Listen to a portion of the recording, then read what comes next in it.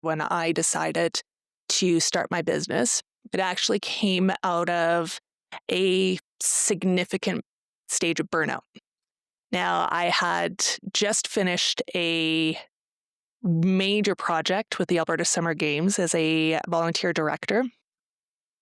At that time, I was also working full-time, and I was going to school full-time, and Wright Step was just in its first year of officially being a business.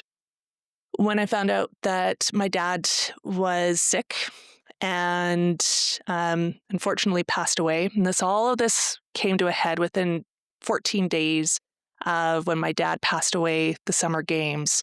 And I also got married. And I hit a massive, we'll just say massive burnout, where I took myself off work and I needed to reset my priorities.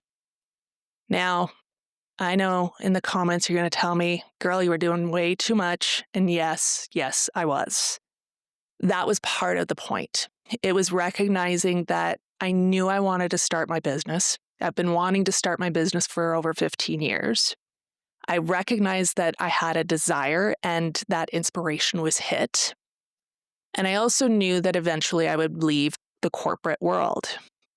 What I didn't recognize is how much that having so many different priorities actually created not being good at everything. And so I was faking it till you make it. On the surface, I was looking like everything was all fine until that stage of burnout hit, which was actually the day after I got married. It took me a month of deep rest before I could even start to function. I honestly don't remember what was happening at that time, but in that, I started to recognize what my purpose was, that clarity point.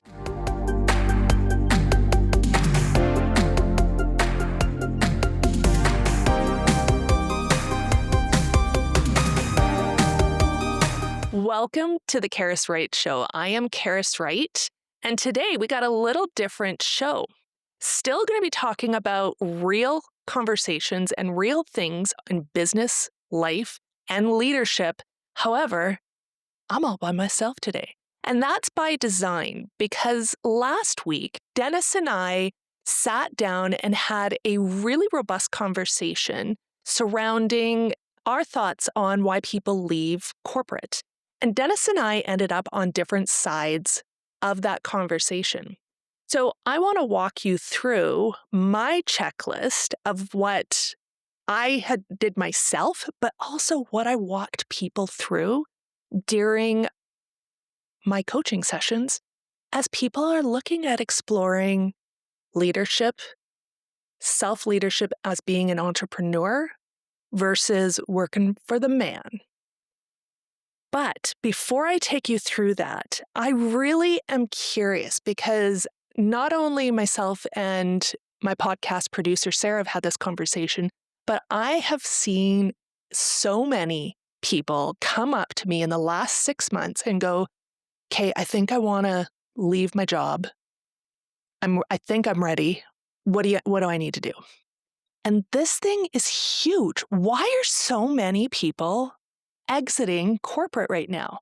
We saw it, mass exodus at the tail end of COVID, but we're starting to see it again. So would love to hear from you as to what your thoughts are.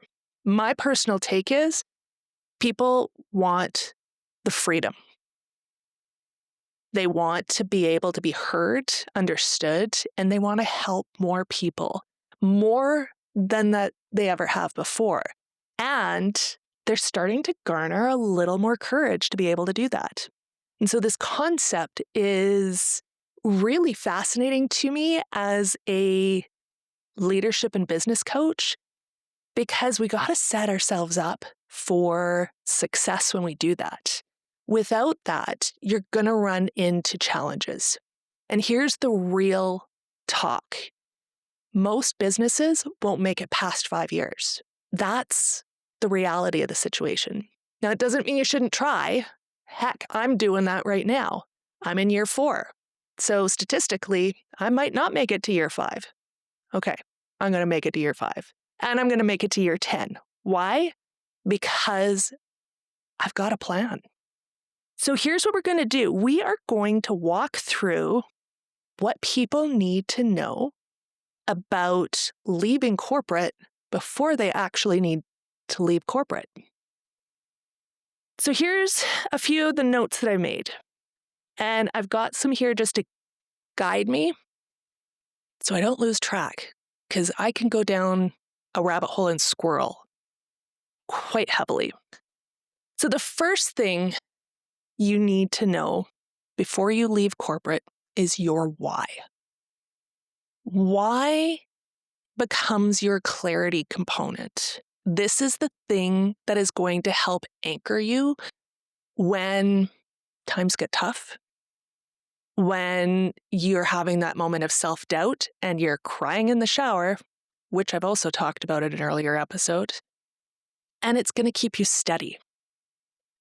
Clarity and your why includes things like your vision.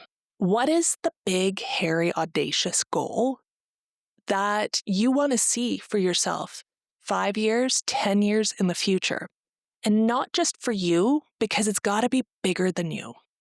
What is it that you want to bring to the world? What is burning inside of you that you have to unleash on the world? Because if you don't, there's a little piece of you that's going to die inside. That becomes your whole mission. And so out of that vision, you are able to then articulate really clearly your mission statement, your purpose, your rationale that you're going to be able to talk to people. And so for myself, if I give an example of the mission that I'm on, is to help educate business owners on how to run businesses efficiently and effectively. I do so because I am passionate about helping them move from scattered to structured so that they can scale and be sustained without losing sanity or sleep, because that's a huge part of being a business owner. So being able to articulate that really, really efficiently helps people to be connected to you. It also helps to connect yourself to it when those moments are tough, and you're going to have them. That why becomes the thing that you keep coming back to. It's going to help you make strong decisions. It's going to help you identify the things that are essential, just like Greg McKeown, who wrote Essentialism, talks about, and that is a phenomenal book to help you with some really practical tips on how to identify the things that you should be saying no to, but more importantly, identifying the things that you should be saying yes to, and everything else becomes non-essential. And so your clarity moment, your why, is the most important thing as a business owner that you can identify. The next thing becomes your what. So what is it? So now that you've got your why, what is it that you want to bring to the world? Is it a product? Is it a service? Is it a multiple thereof? Is it a combination thereof? These things are really important. What does that look like on the big picture? Do you know that you want to have a suite of products? And also understanding if you have too many, what is that going to do? So some of the best business owners that started with one product and got really good at understanding the marketing, got really good at understanding the messaging, their formulation, their distribution methods, their supplier methods. And then from there, we're able to scale that one product, which gave them ability to have better purchasing power, go and maybe source out some financing, help them identify, well, do I need to do variants of that particular product? Or if it's a service like mine, it's looking at what am I bringing to the world and who is my target market. And so being able to understand that and I'm going to use myself as an example, that I teach business skills and leadership skills to business owners to help them thrive. And I do so through online tools and classes so that they can have easy access to things as opposed to being in a classroom, which increases my cost. It decreases accessibility, and I want to make it easy for them to be able to access. My secondary product as a service-based business is really going in and doing workshops and one-on-one coaching with leaders. And so I am very clear on that, but it took me a little while to get there because I had to go and refine my clarity. Once I knew, then I was able to scale back and say, okay, these are my two products and I've got some variants thereof, but I'm not going to diverge from that until I have that opportunity to scale or duplicate myself. And I'm not sure the world's quite ready for that yet. So the what becomes really important and spending some time to understand. It's also important to understand how. How are you going to bring that to life? And with the how is understanding, well, where's your financial situation? Because that's going to determine the extents, the breadth and depth of offerings you're going to be able to have. It's going to make you clarify, do I self-fund? Do I need to go to the bank? Do I need to look at grants? Do I need to look at other sources of financing, angel investors? There's a lot out there. We talked last week with Dennis at some of the other types of financing that can be accessed. But along with that how, it also becomes what support are you needing with that distribution? I'm going to use my podcast as an example. One of my hows is I want to get the message out about how passionate I am about supporting small business owners. And I knew that I didn't want to do it by myself with my camera. So my how also includes my podcast producer, Sarah, to help me with some skills that I don't currently have. And so when we look at the what and the how together, we may also have to look at what parts of these that you're doing on your own and what do you need to outsource, get support, garner more skill development, because there's certain things that we don't know or may not want to know. One of the things I seem to be personally okay with right now, but will be one of the next things that I hire out, is my social media management. Because I really do enjoy my doom scrolling, but I lose enjoyment out of it when I have to go in and post and comment on things that are really purposeful and driven towards the business and not necessarily connecting with what I am doing at heart. Because all of a sudden, when you do something consistently that you're really enjoying doing, all of a sudden it becomes work and you're not having fun at it anymore. And so that is one of those things I'd like to go back and enjoy doing it. So I'm going to hire it out. We need to also look at how we're going to put these into place. And so that could mean understanding your processes, which I could do another full workshop on process development and what is really important. And I will. But it's about understanding what mechanism you want to set up from the get-go to start recording these things. So is it as simple as just using your current computer systems that you have, whether it's on your Mac with the operating system. Maybe you're using Windows 365, maybe you're using Google Suite, and taking the time to just set up a really simple organization system so that you can track your finance, your marketing efforts, some of those operational things, and then some of the important leadership decisions that you need to make, and then expand out those folders from there. That becomes part of the how as well. And then it's the when. Now, I want to tell you a bit of a story because this is my origin story of when I decided to start my business. It actually came out of a significant stage of burnout.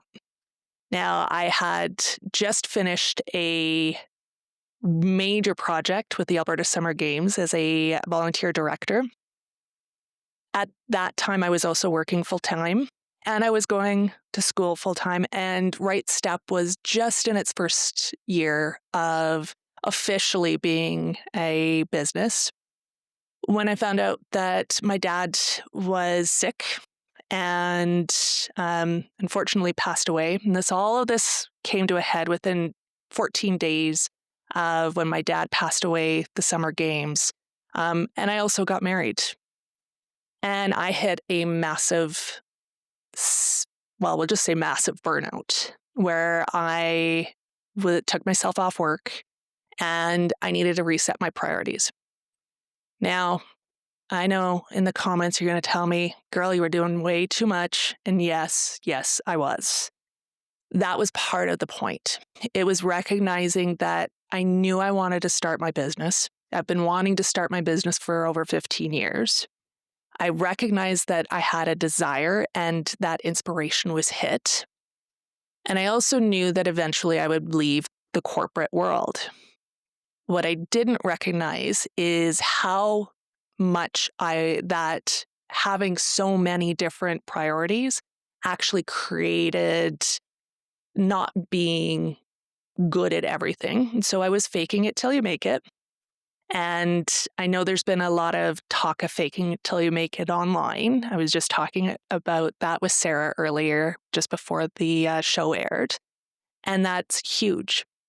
And so on the surface, I was looking like everything was all fine until that stage of burnout hit, which was actually the day after I got married. It took me a month of deep rest before I could even start to function. I honestly don't remember what was happening at that time, but in that, I started to recognize what my purpose was, that clarity point, what I truly wanted, which is to bring Right Step to life and to help business owners and leaders really understand their why and their purpose and what makes them tick and what's really, truly important that they need to bring to the world. And I also understood that although I loved my role as a leadership coach inside corporate, and I was doing some really incredible stuff with some incredible leaders, I was not in alignment with staying inside a small box that was within corporate. And so shortly after, August was when we had gotten married, or actually July 30th. August, September, October was when I actually had started creating Extreme Clarity. And I knew that within 6 months I was going to leave. I also knew that I had to get my ducks in a row. That meant my finances. That meant my business plan with my projections, assisted by, talking with my key partners. So that would be my banker. That would be my business coach. And yes, business coaches have business coaches. That with my partner and my family, with my trusted advisors that are also business owners, and making sure that everything was in an alignment, and also recognizing that I knew it wasn't going to be easy. we do a lot of romanticizing about being a business owner. There's freedom. You don't have a boss, or you think you don't have a boss. That becomes a challenge for a lot of folks. It's exhilarating because you get to call the shots. You get to bring to life and you get to do things your way as opposed to somebody else's way. That's the romantic side of it. But it's not all sunshines and roses. Now, I knew that going into it because I had spent, 15 years as a business banker and underwriter and small business and corporate bank. But I didn't actually know it till I fully stepped into it. So that was a learning curve for me. So the reason why I'm sharing this in the when part is because the when sometimes is a moment that you choose. And then sometimes it's a moment where you've just had enough. And that's what it was for me.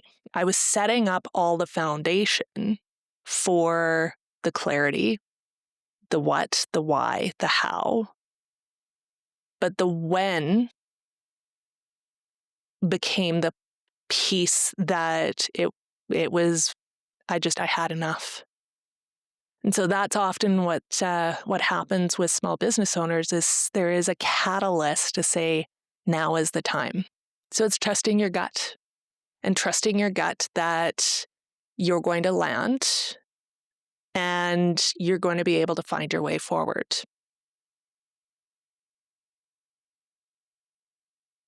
As I think about the connection,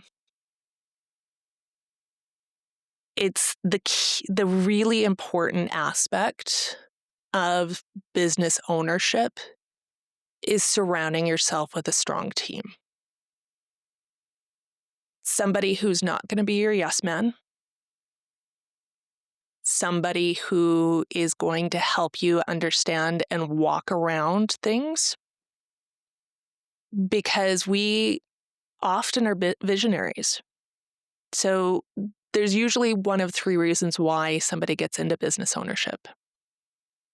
One of which is we're a visionary. We have something that we're just passionate about that we need to bring to life.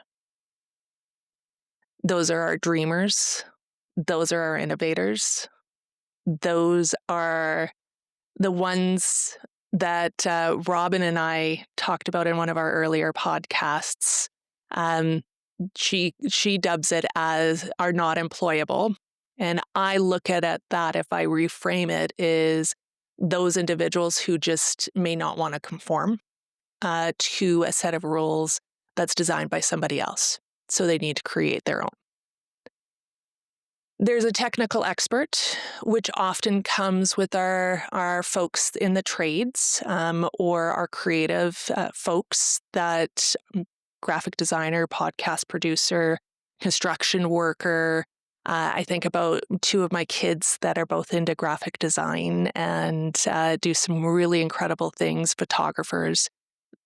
They're technical experts, but they may not have strong business acumen because we're just not taught that in many of our programs that we go through. And then we have our managers, our strategy experts. And often those are the individuals that, are really good at the technical aspects of business, the sales, understanding how you move through a sales funnel from lead generation all the way to closure, and then the actual customer service journey from beginning to end.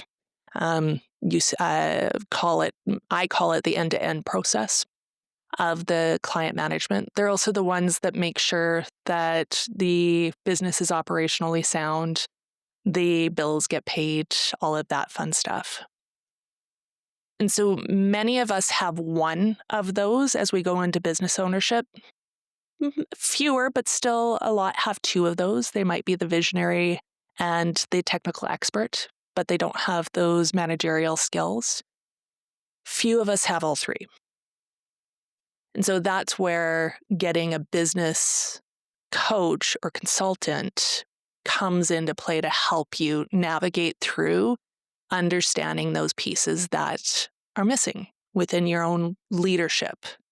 And yes, even if you're a solopreneur, you are still a leader. You are leading how you show up every day. You are leading how you interact with your clients. You are leading how you interact with your suppliers, your vendors, people that are potentially going to be your client, or your centers of influence that are going to send you clients. It's all part of leadership. It's how you're showing up. And so bringing us back to the concept of that triad of entrepreneur who's a visionary, a technical expert, and a manager, we often don't have all three. And so we need to have really hard conversations with ourselves on what am I and what am I not? That is a really important aspect to connection. And that comes down to, if I look back at our what, why, how, who, that's our who component. It's who am I in the business? Who do I need to bring into the business, even if it is just as an advisor, and would eventually become contract, VA, part-time, full-time employee, maybe an executive down the road.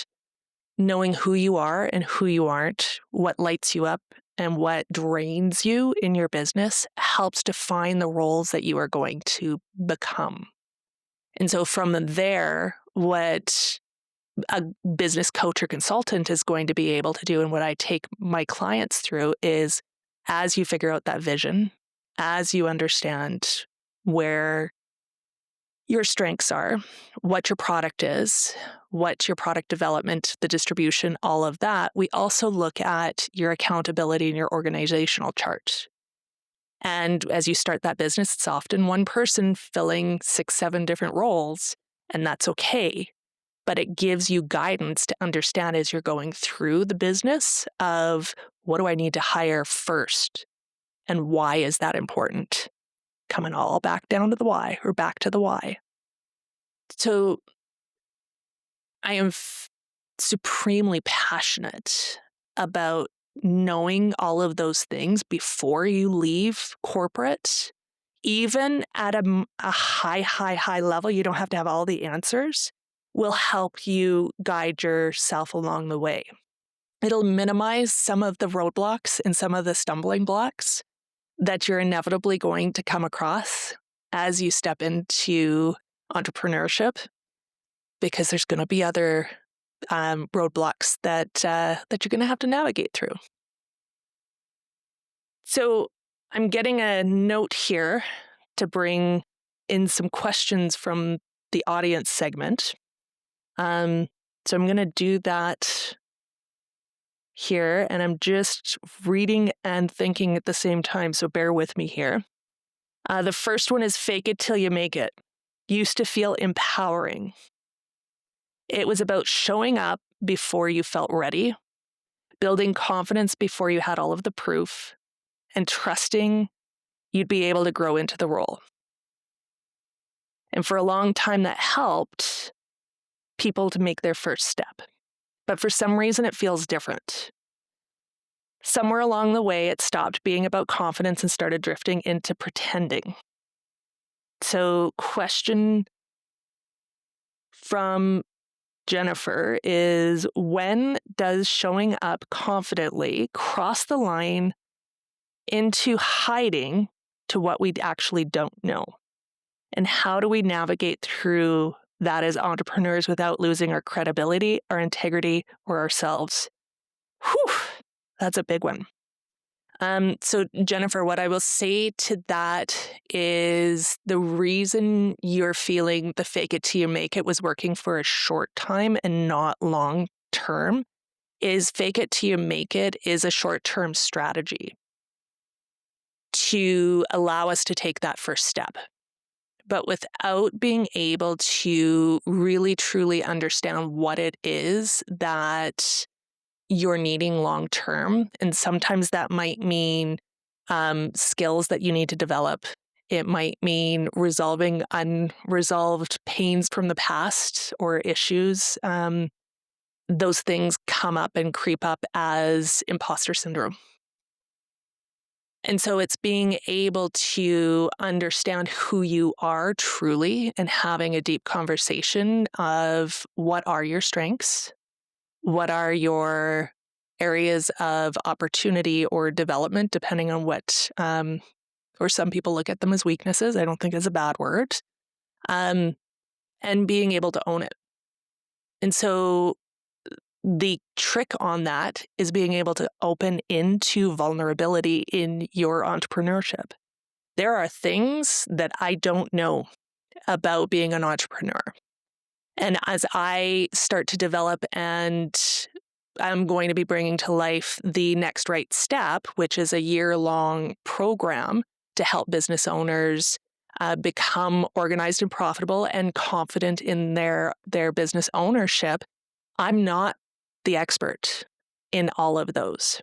And I know that. And so I'm going to partner with those experts and bring those individuals in to say, hey, here's a accountant who's going to be able to walk us through all the specifics of what you need to know about starting your business or reading your financial statement or whatever that is.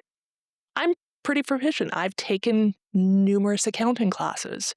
I have done a ton of stuff, but I'm not the right person to necessarily respond to that. So being honest with myself about what my strengths are and my areas of expertise, which there are many, many elements that I am really strong in, but also in owning what I'm not in and being able to say to somebody, hey, I don't know.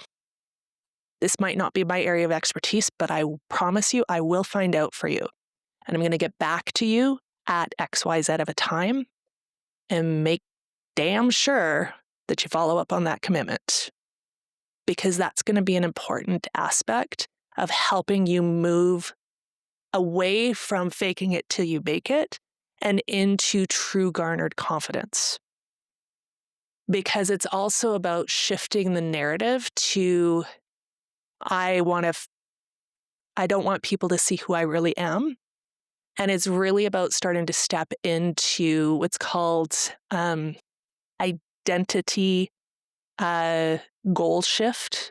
So it's starting to use language of, I am going to become, this is the person I'm becoming. I'm becoming a person who is comfortable with being in front of a camera and having a red dot screaming at me when I don't like to have that persona, but I'm going to become that person. I am going to become a person who is comfortable with having conversations in a networking situation because I consider myself an introvert and I would much rather be at home. So when we start to think about identity shift and I am becoming that person, it becomes less about fake it till you make it and more about here's the steps that I need to do in order to become more comfortable with that. So hopefully that was helpful.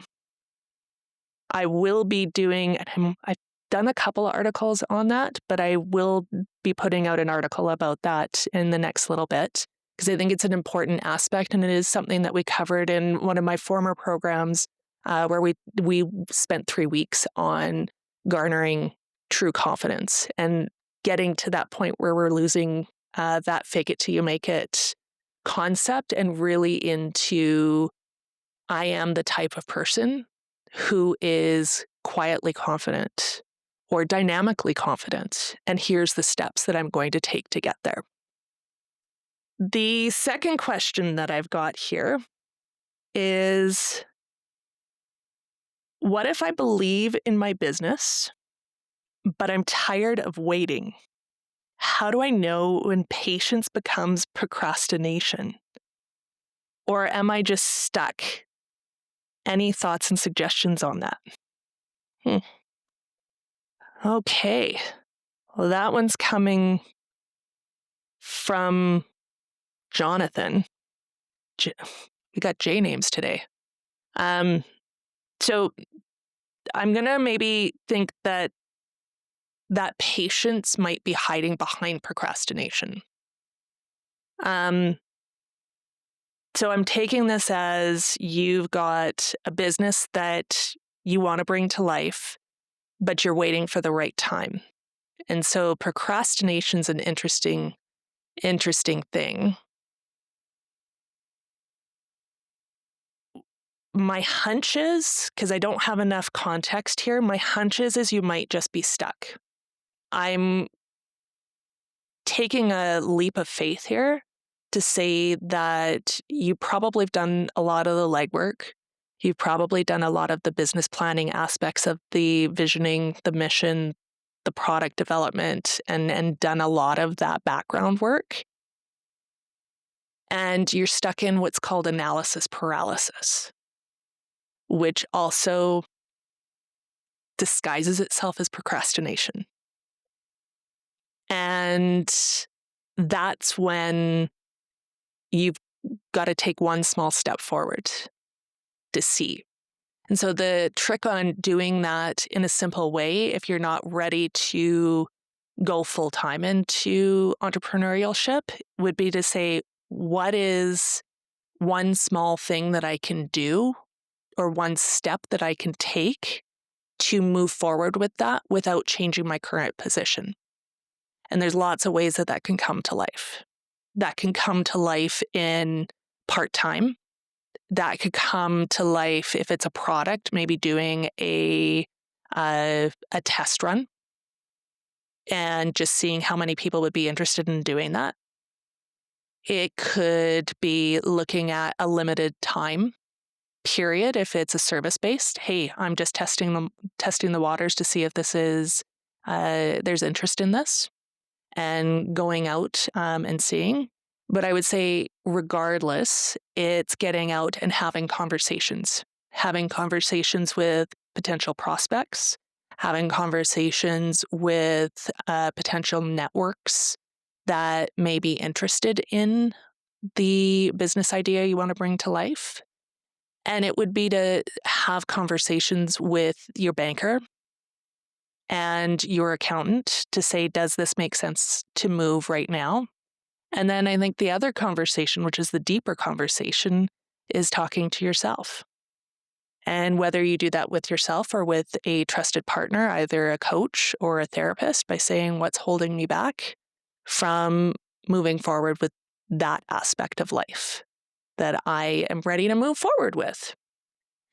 And being okay and non-self-judgmental about what the answer is. Because, as I say, I had the desire to do this business 15 years ago. And it took me 15 years to get off my butt and finally move forward. And no regrets, because I had an exceptional career in corporate banking, and some really great experiences. But I delayed stepping into something that I really wanted a lot longer than I should have because of the stories that I was telling myself. And I can almost garner that I'm not the only entrepreneur that would say, just step in. The worst case scenario, and I saw a video Gary V shot about this with this entrepreneur who had a garage cleaning business. And Gary V's like, do it now. He was straddling the fence on moving forward full time. He's like, do it. You can always go back. You can always go back to corporate. Those skills don't erase or fade away just because you're no longer in corporate. You can go back. And so I want to leave you with this. Before you quit and move forward with your dream, whatever that dream is that you want to bring to life, I want to leave you with these 3 things. Number 1, stop romanticizing. Business is hard, but so is being an employee. So is being a parent. So is being single. So is being married. It's like, just look at it, the real situation. What are you wanting to put into it? Why is it important? And why now? The second thing is, I want you to start looking at your business without the rose-colored glasses, specifically around the numbers, because you got to eat, you got to put a roof over your head, and your family does need that stability. So you can do it the other way, and there's nothing wrong with it. And there's been some times that I've been a little, things are a little lean, but having an understanding of what the numbers are will allow you to respond accordingly. And it may make the difference on how you exit working for corporate. And then the third thing, and this one's really, really important, is who you're connecting yourself with. And so who's your support team? Who are your family? Who are your friends? Who are your, and really, how are you needing them to support you? So if that means having tough conversations and saying, and I had to do this with one of my parents, because they were an employee their entire life and entrepreneurship scares the shit out of them. I had to say, look, I can't have this negativity. So you might have to have those tough conversations with individuals and going, I know it's the craziest thing ever, but if I'm going to make this a go, I need you to be in full support. And then for your supporters, it's going to be, hey, I may need you to tell me when I'm driving you nuts. It's also getting support from other entrepreneurs, your banker, your accountant, your lawyer, your local economic development. It might be some other non-for-profits. Find your people in your network. Every guest I've had on this show, if there's one common thread, and there's actually several, the one common thread is community. Who are you supporting, and who do you need to support you? And so I want to thank you for hanging out with me for my first solo show. It is an honor and a pleasure to have you join me on the Karas Wright Show. And if this was semi-informational or entertaining, please consider to share it with fellow entrepreneurs or leaders who are like-minded. And I hope you have a wonderful rest of your week. Lead with heart.